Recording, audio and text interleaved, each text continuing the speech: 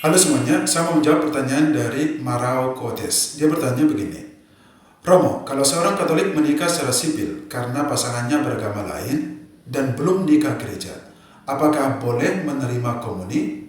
Jawabannya adalah tidak boleh.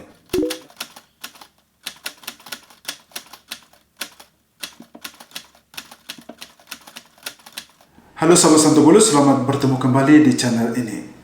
Kita di Indonesia pada umumnya mengenal ada 3 jenis pernikahan atau perkawinan, yaitu pernikahan secara sipil atau secara kenegaraan, yang kedua pernikahan secara adat atau budaya, dan yang ketiga pernikahan secara agama yang disebut dalam hal ini adalah pernikahan secara gereja. Ketiga pernikahan ini sangat penting karena ini menyangkut untuk mendapatkan pengakuan dari adat, dari negara, dan juga dari gereja. Pernikahan secara adat dilangsungkan agar mendapatkan pengakuan dari adat atau budaya. Pernikahan secara agama dilangsungkan agar mendapatkan pengakuan dari agama dan gereja. Dan pengakuan secara negara dilangsungkan untuk mendapatkan pengakuan resmi dari negara. Sebenarnya ada lagi yang disebut dengan nikah siri atau kawin kontrak. Tapi karena ini tidak berlaku dalam gereja Katolik, maka ini tidak akan kita bahas dalam katekese ini. Nah, rata-rata orang Indonesia melangsungkan ketiga perkawinan ini atau 3 pernikahan ini. Akan tetapi dalam prakteknya ternyata ada juga banyak orang Katolik atau orang Indonesia tidak melakukan pernikahan ini 3-tiganya karena berbagai alasan. Ada orang yang hanya menikah secara adat saja. Ada orang yang hanya menikah secara sipil saja. Ada juga orang yang hanya menikah secara agama atau secara Katolik. Ada juga orang yang hanya menikah secara agama dan sipil tanpa nikah adat dan lain sebagainya. Jadi, setiap orang bisa memilih mana yang terbaik kepada mereka atau mana yang mereka mau. Tetapi yang pasti adalah nikah agama atau nikah secara Katolik inilah salah satu yang paling penting bagi orang Katolik. Lalu yang menjadi pertanyaan adalah bagaimana gereja Katolik memandang ketiga pernikahan ini? Pernikahan secara apa yang sah menurut Katolik? Jawabannya adalah pernikahan yang sah secara Katolik adalah pernikahan yang dilangsungkan secara Katolik atau secara kanonik. Jadi gereja Katolik hanya mengurus umatnya yang mau melangsungkan pernikahan secara Katolik. Gereja Katolik tidak mengurus umat yang hanya menikah secara sipil atau secara adat. Gereja Katolik tidak mengurus urusan seperti itu, tetapi gereja hanya mengurus umatnya yang mau menikah secara Katolik. Memang gereja Katolik mengakui bahwa ada perkawinan di luar gereja Katolik, tetapi itu bukan perkawinan yang sakramental seperti yang diimani oleh gereja Katolik. Nah, karena gereja Katolik hanya mengakui pernikahan sakramental yang sah secara Katolik, maka orang Katolik yang menikah di luar gereja Katolik tanpa dispensasi beda gereja atau nikah beda agama, berarti itu tidak sah secara Katolik.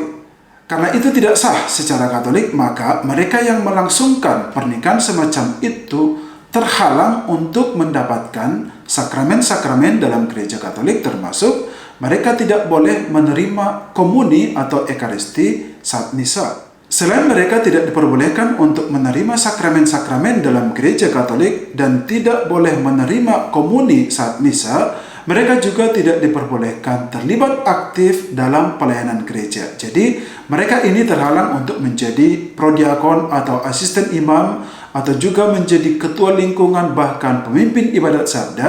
Mereka terhalang karena mereka berada dalam situasi yang tidak sesuai dengan iman Katolik. Bahwa keadaan mereka itu sangat berlawanan dengan iman Katolik, jadi mereka ini tidak bisa menjadi contoh bagi umat yang lain. Seperti kasus seseorang yang bertanya kepada saya di TikTok. Dia bertanya begini, Romo, kalau seorang Katolik menikah secara sipil karena pasangannya beragama lain dan belum nikah gereja, apakah boleh menerima komuni? Jawabannya lah tidak boleh. Mengapa? Karena dia telah menikah di luar ketentuan yang berlaku dalam gereja Katolik. Jadi, dia terhalang untuk mendapatkan sakramen-sakramen dalam gereja Katolik, khususnya tidak boleh menerima komuni saat ekaristi berlangsung. Larangan menyambut komuni bagi orang Katolik yang hanya menikah sipil saja tanpa pemberkatan di gereja ada dalam anjuran apostolik Paus Yohanes Paulus II, yaitu Familiaris Consortio artikel 82. Bunyinya begini: makin bertambah banyaklah kasus orang-orang Katolik yang karena alasan-alasan ideologis atau praktis lebih suka mengadakan pernikahan sipil melulu dan yang menolak atau sekurang-kurangnya menunda pernikahan keagamaan. Sudah barang tentu situasi mereka tidak dapat disamakan dengan keadaan mereka yang semata-mata hidup bersama tanpa ikatan manapun juga, sebab pada kasus sekarang ini setidak-tidaknya ada komitmen tertentu terhadap suatu status hidup yang berketentuan jelas dan barangkali juga stabil. Sungguh pun kemungkinan bagi perceraian di kemudian hari kelak kali ada pada pemikiran mereka yang mengadakan pernikahan sipil. Dengan mengusahakan pengakuan resmi terhadap ikatan mereka dari pihak negara, pasangan-pasangan itu menunjukkan bahwa mereka sanggup menerima bukan hanya keuntungannya, melainkan juga kewajiban-kewajibannya. Meskipun begitu, keadaan itu pun tidak dapat diterima oleh gereja. Sasaran tindakan pastoral ialah menanam pada mereka itu kesadaran akan perlunya konsistensi antara pilihan hidup mereka dan iman yang mereka ikrarkan, dan berusaha sedapat mungkin mengajak mereka membereskan keadaan mereka dalam terang prinsip-prinsip Kristen, sambil memperlakukan mereka dengan cinta kasih yang besar dan menghantar mereka memasuki kehidupan jemaat-jemaat yang bersangkutan. Patut disayangkan bahwa para gembala gereja tidak dapat mengizinkan mereka menerima sakramen-sakramen. Larangan ini juga berlaku bagi orang Katolik yang hanya melangsungkan pernikahan secara adat saja tanpa pemberkatan di gereja Katolik. Mereka juga terhalang menerima komuni.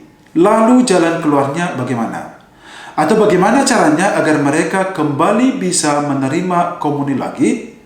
Jalan keluar satu-satunya adalah mereka harus membereskan perkawinan mereka secara Katolik, atau mereka harus melangsungkan pernikahan gereja Katolik. Setelah semuanya beres, maka mereka bisa menerima komuni lagi seperti sedia kala.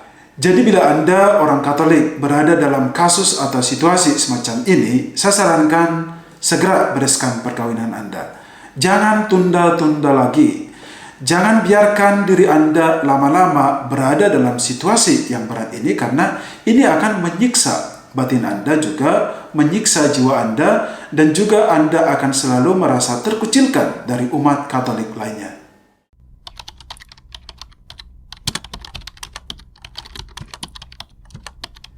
Sahabat Santo Paulus, inilah penjelasan saya terhadap pertanyaan Anda tentang apakah seorang Katolik yang menikah secara adat saja atau orang Katolik yang hanya menikah secara sipil saja boleh menerima komuni atau tidak? Di mana jawabannya adalah tidak boleh. Sampai ketemu di episode selanjutnya.